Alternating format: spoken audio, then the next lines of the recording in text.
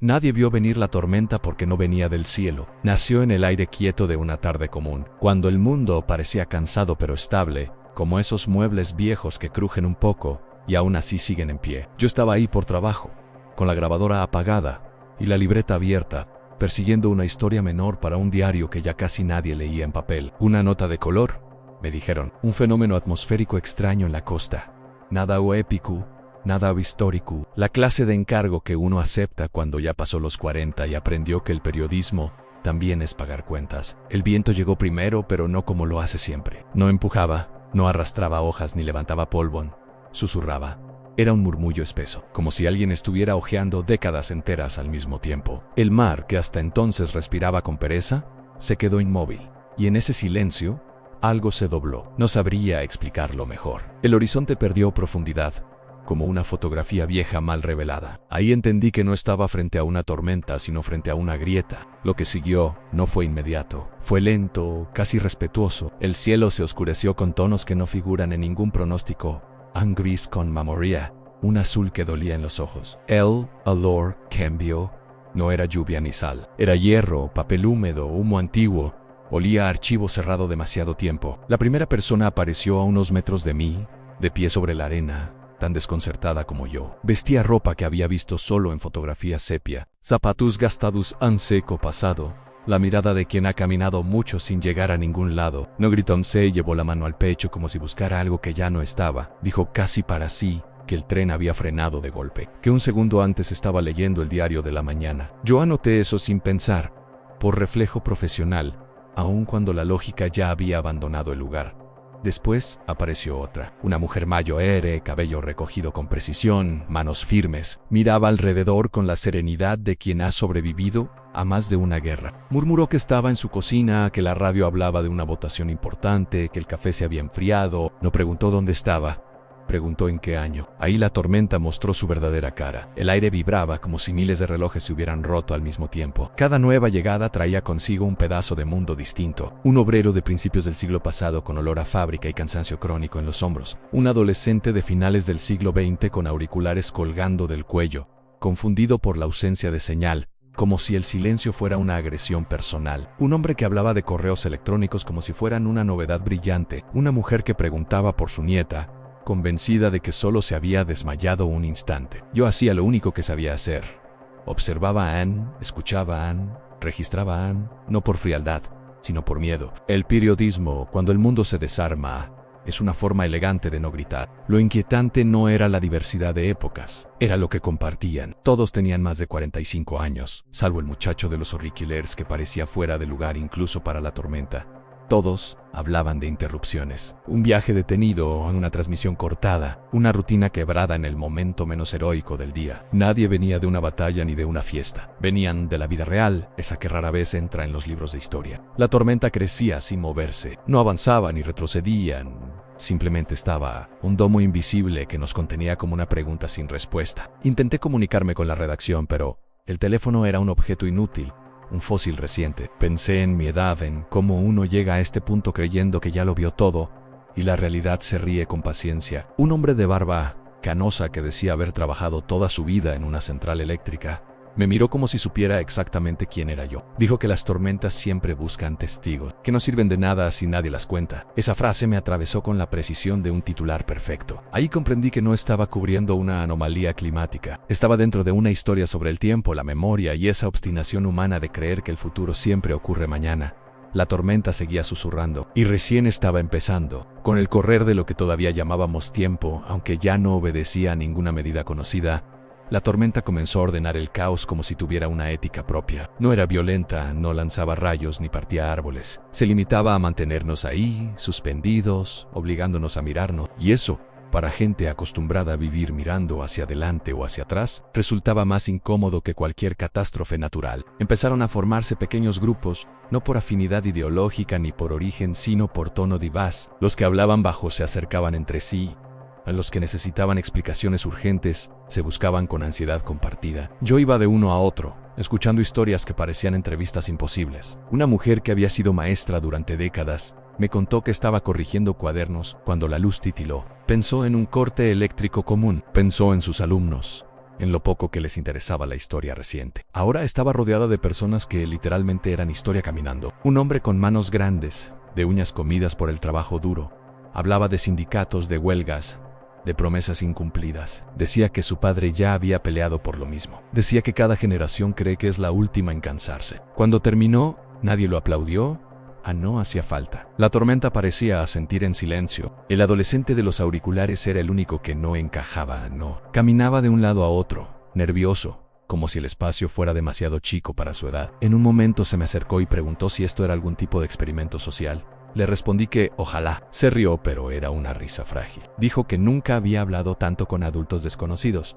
Dijo que todos sonaban tristes pero lúcidos, como si recién ahora entendieran algo importante. Ahí apareció el primer giro inesperado. La tormenta comenzó a devolver cosas, objetos pequeños, personales, cayendo suavemente sobre la arena, un reloj de pulsera detenido en una hora precisa, una foto doblada en 4 de una familia posando frente a un auto que ya no existe, una carta escrita a mano con tinta carrida, que nadie reclamó. Cada objeto parecía encontrar a su dueño sin errores, como si el aire tuviera memoria emocional. Cuando uno de ellos tocaba su objeto, algo cambiaba. No desaparecían y no volvían a su tiempo. Se quedaban, pero con otra expresión, más livianos y más presentes. Una mujer rompió en llanto al recibir un anillo que había perdido años atrás. Dijo que no era por el valor, sino porque ese anillo le recordaba quién era antes de postergar todo. Como periodista, entendí que la tormenta no solo mezclaba épocas, mezclaba pendientes. Nos había atrapado a todos en ese momento exacto donde la vida suele decir: después lo hago, y nos obligaba a mirarlo de frente. Empecé a escribir con más cuidado. Ya no pensaba en publicar, pensaba en dejar registro, en que alguien, en algún momento, leyera esto y sintiera el peso específico de estar vivo en una era que se cree definitiva pero no lo es. Pensaba en los lectores mayores, los que ya acumulan despedidas, los que saben que el tiempo no se pierde, se gasta. Un hombre elegante, con un modo de hablar antiguo, me preguntó si creía que esto era una advertencia. Le respondí que el tiempo nunca advierte, solo cobra. Sonrió con una tristeza educada y dijo que entonces esto era una factura colectiva. La tormenta empezó a vibrar con más fuerza. El aire se volvió denso, como antes de una confesión. Algunos tuvieron miedo. Otros, curiosamente, parecían en paz. Una mujer dijo que sí tenía que quedarse ahí para siempre. Al menos estaba rodeada de gente que entendía lo que significa haber vivido más de la mitad del camino. Miré al horizonte otra vez. Ya no estaba deformado.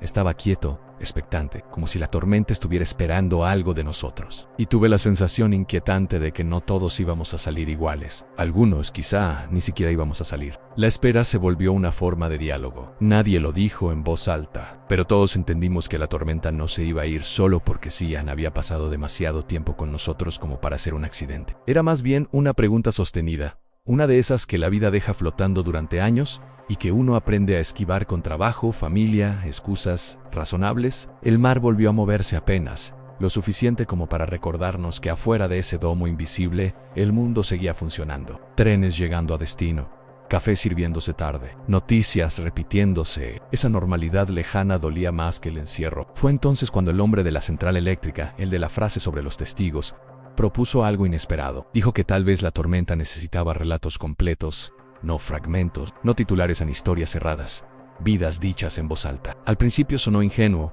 casi místico, pero nadie se rió. A cierta edad, uno aprende que lo ingenuo a veces es solo lo esencial sin maquillaje. La primera en hablar fue la maestra. Contó que había dedicado su vida a enseñar fechas y procesos, pero que nunca había sabido explicar bien cómo se siente llegar a casa y darse cuenta de que los hijos ya no están. Dijo que la historia oficial nunca habla del silencio después de las cenas familiares. Mientras hablaba, el aire pareció aflojar un poco, como si la tormenta escuchara con atención profesional. Después habló el obrero. Dijo que siempre creyó estar luchando por el futuro, pero que ahora entendía que también estaba discutiendo con el pasado, con un padre ausente, con un abuelo resignado. Admitió que el cansancio no venía solo del trabajo, sino de repetir batallas heredadas. Cuando terminó, el viento dejó de susurrar por un instante. Silencio pleno, respetuoso. El adolescente escuchaba sin interrumpir. Ya no caminaba de un lado a otro. Tenía los auriculares guardados en el bolsillo, como si hubiera aceptado que esta experiencia no necesitaba banda sonora. En un momento levantó la mano, incómodo, y dijo que él no tenía mucho para contar, aunque recién empezaba, que no había acumulado arrepentimientos grandes. La mujer del anillo lo miró con ternura y le dijo que por eso estaba ahí para Skaker, para llevarse algo antes de que el tiempo lo volviera experto en perder. Yo dudé antes de hablar. Los periodistas solemos escondernos detrás de las voces ajenas, pero sentí una presión suave en el pecho, como cuando uno sabe que está evitando la pregunta correcta. Conté que había pasado años persiguiendo hechos importantes mientras ignoraba conversaciones esenciales, que había confundido urgencia con relevancia, que ahora, rodeado de personas arrancadas de sus épocas, entendía que el tiempo no premia la velocidad, sino la atención. A medida que cada historia se completaba, algo ocurría. Pequeñas fisuras luminosas aparecían en el aire, como grietas al revés, abriéndose en lugar de romperse. Algunos comenzaron a desvanecerse lentamente, sin dramatismo. No gritaban, sonreían, tocaban la arena una última vez. Volvían a sus vidas con algo acomodado por dentro. No todos, algunos permanecían, como si todavía tuvieran frases pendientes. La tormenta no negociaba, no expulsaba ni retenía por capricho. Respondía a una lógica íntima, casi ética. El hombre elegante, el de la factura colectiva, fue uno de los últimos en hablar. Dijo que había vivido convencido de que el progreso era una línea recta. Ahora veía que era más bien una espiral caprichosa, que cada avance arrastra sombras antiguas. Cuando terminó, desapareció con un gesto mínimo, como quien se retira de una reunión larga. Quedamos pocos, yo entre ellos. La tormenta había bajado su intensidad. Ya no imponía, esperaban, y entendí, con una claridad incómoda, que mi historia todavía no estaba cerrada. Que contar no siempre alcanza. A veces hay que decidir qué hacer con lo que uno ya sabe. Miré al adolescente. Me devolvió la mirada con una mezcla de miedo y gratitud. Supe entonces que, saliera o no de ahí, algo del futuro ya estaba escuchando. La tormenta respiró hondo, y el aire empezó a cambiar otra vez. El cambio no fue brusco. El aire simplemente perdió peso, como cuando una discusión termina y nadie sabe bien en qué momento exacto se hizo el silencio. La tormenta ya no giraba sobre sí misma, se estiraba. El domo invisible empezaba a mostrar bordes. Y por primera vez desde que todo había comenzado, sentí la posibilidad concreta de un después. Éramos demasiado pocos para representar todas las eras que habían pasado por ahí, pero suficientes para entender que no se trataba de cantidad se trataba de cierre. La mujer del café frío ya no estaba, en el obrero tampoco. El hombre elegante se había ido con su espiral de progreso bajo el brazo. Quedábamos el adolescente, dos personas mayores que apenas habían hablado, y yo, con la libreta llena y la sensación incómoda de que no todo lo escrito servía. Una de esas personas mayores, un hombre de espalda encorvada y ojos vivaces, se acercó al mar. Dijo que había sido pescador, que toda su vida aprendió a leer señales invisibles, corrientes que no se ven, nubes que mienten, silencios que anuncian tormenta. Miró el horizonte y dijo que esto ya estaba aflojando. No como se va una tormenta común, sino como se va un recuerdo cuando finalmente se entiende. La última mujer, de cabello blanco y voz suave, dijo algo que me quedó grabado. Dijo que el tiempo no nos había atrapado por error, que nos había reunido porque a cierta edad uno se vuelve un archivo viviente. Portamos decisiones, renuncias, amores mal explicados, miedos bien disimulados, y que quizá la tormenta solo quería ordenar esos archivos antes de que siguieran viajando desordenados hacia adelante. El adolescente escuchaba con una atención que no se aprende en ninguna escuela. Me miró y preguntó qué iba a hacer con todo esto. No con la historia, aclaró, con lo que había entendido. Esa pregunta fue más potente que cualquier fenómeno físico, porque no venía del pasado sino del futuro inmediato. No supe responderle enseguida. Miré mis manos. Pensé en cuántas veces había prometido escribir algo importante cuando tuviera tiempo. Pensé en las llamadas postergadas, en los abrazos apurados, en la costumbre de creer que siempre hay un mañana disponible. La tormenta, suave pero firme, parecía decir que no siempre. Entonces ocurrió el último gesto. No hubo luces ni fisuras espectaculares. El pescador dio un paso adelante y simplemente ya no estaba, como si el mundo lo hubiera reconocido y devuelto a su lugar exacto. La mujer lo siguió poco después, dejando en el aire una calma profunda, casi agradecida. Quedamos el adolescente y yo.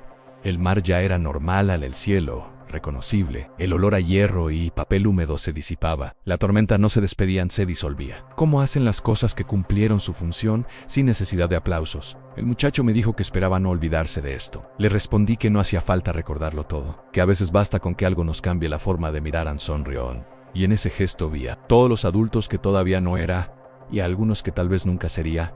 Cuando desapareció, no sentí tristeza, sentí continuidad. El futuro seguía, pero ya no era una promesa abstracta. Tenía rostro, tenía preguntas. Me quedé solo un rato más. El tiempo volvió a comportarse como siempre, ese actor disciplinado que finge ser predecible. Miré la libreta. Había notas que no servirían para ningún medio. Frases demasiado humanas, demasiado honestas. Esas, supe, eran las importantes. Cuando finalmente salí de ahí, nadie me esperaba. No hubo cámaras, ni científicos, ni titulares urgentes. El mundo seguía su marcha. ligeramente ajeno como siempre. Y sin embargo, algo había cambiado. No afuera ni adentro entendí que las verdaderas tormentas temporales no siempre rompen el cielo. A veces ocurren en una tarde cualquiera, cuando el pasado y el futuro nos piden, con educación implacable, que estemos presentes, que cerremos historias, que escuchemos antes de opinar, que entendamos que llegar a cierta edad no es una derrota, sino un privilegio cargado de responsabilidad. Porque vivir más tiempo no nos hace dueños de la verdad, nos vuelve custodios de la experiencia, y eso, bien usado, puede iluminar caminos que todavía no existen. Si esta historia resonó en vos, si te hizo recordar algo que habías guardado en un cajón invisible, gracias por quedarte hasta el final. Gracias por compartir este viaje en el tiempo que, en realidad, siempre ocurre hacia adentro. Te invito a suscribirte y dejar tu like, para que sigamos explorando juntos estas historias donde el pasado, el presente y el futuro se cruzan. Y contame en los comentarios qué tipo de contenidos te gustaría ver, porque, al final, ninguna tormenta tiene sentido si no hay alguien dispuesto a escucharla.